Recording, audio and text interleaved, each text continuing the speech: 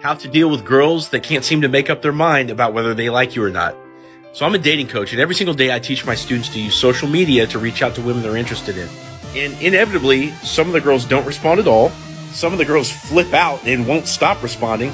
And some of them, in the excitement of the conversation, will end up ultimately giving them their number, but they won't necessarily pick up the phone, or they won't necessarily get to the point of agreeing to go out on a date. They won't let it go to fruition. These are what I call fence sitters.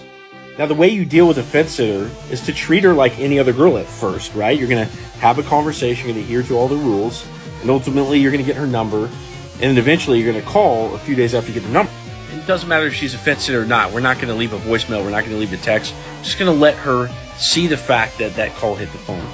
So we don't do this indefinitely, but about once a week, we'll reach out just to give that girl another shot.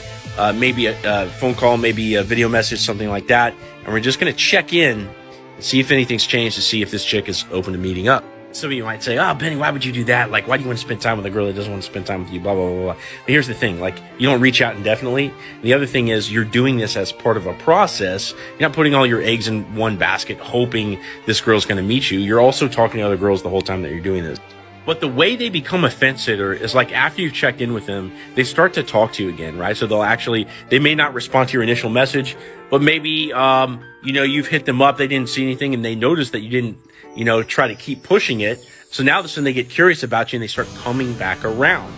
Now, once you've already given that girl your best effort in the beginning, if she didn't talk to you, she didn't, call you back or whatever, and then she starts coming back around, the way you deal with a fence sitter is to go slightly less effort than her. You gave it your best shot to meet up in the beginning. You gave your best shot to, call her on the phone and maybe set up a date and all this kind of stuff. And she didn't play ball. And now she's coming back around. And this is the beginnings of her starting to chase you. And that's really, really important. Now, most guys fail in this exact scenario because once she starts coming back around and giving them attention, the guy flips the script again and he starts chasing her, trying harder to move the interaction forward to the date.